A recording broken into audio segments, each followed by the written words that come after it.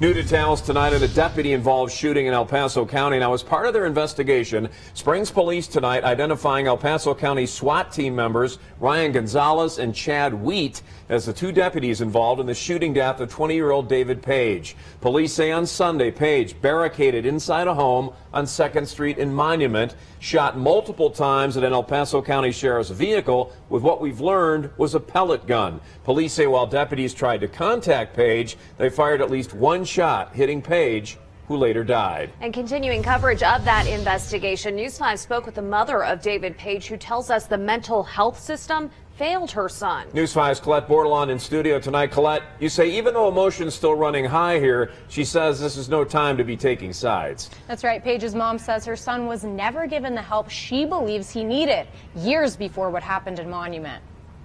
I remember taking each and every one of these pictures. Not even a week later, Crystina Page is telling us about her son David.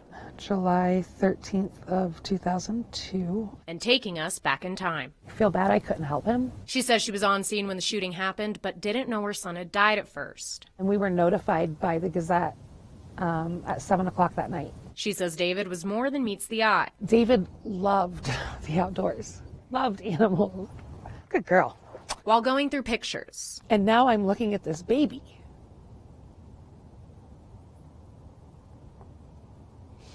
And that baby wasn't angry, and he wasn't hurting, he wasn't confused, he wasn't scared. Christina told me her son was diagnosed several times with things like ADHD, bipolar, and even a form of autism. She says he was a toddler the first time a doctor tried to put him on medication. There was one point that he was on 8 medications at once. She says the mental health system is not equipped to handle children. His poor behavior was just brushed over and swept under the rug because David has problems. And with all the meds he was prescribed, she says he lost himself. My son was like stripped of his character and personality. Right now, she says her family is in the process of grieving. I think that there's a huge gray area in between here where my son made some decisions and a SWAT officer had to make his decision. But she'll wait until the investigation is over to deal with whatever comes next.